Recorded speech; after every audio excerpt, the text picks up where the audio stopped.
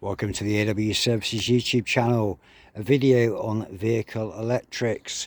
I've got a Renault Trafic 2016 model, which is the Mark II, I believe, with the rounder kind of like bullnose front on it.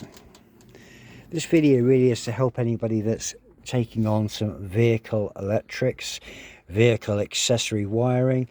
You may have a van and you're wanting to fit beacons onto the front of it, grill mount beacons within the grill. You may be wanting to modify and add some spotlights, some various styling lighting off-road.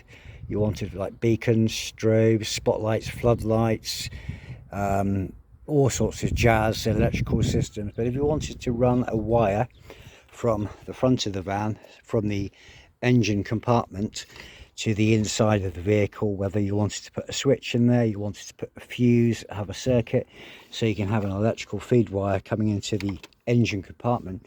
The best way to get a cable in is always nice when you know, but on the passenger side, so I'm now looking at the inside of the engine compartment, the furthest right you can look, which is the near side top, and there's a really big large black rubber grommet where this blue stick here is poking out of.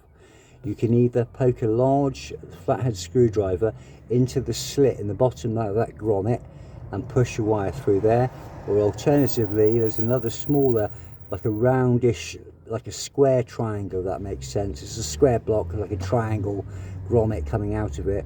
That's where your bonnet release lever or hood release lever wire comes through. You can go through that, but the larger grommet at the top of the picture in the center where this blue stick is wiggling out of, that there will get you into the engine compartment in behind the dash, and that comes out directly behind the vehicle fuse box in the glove box, which I'll show you now.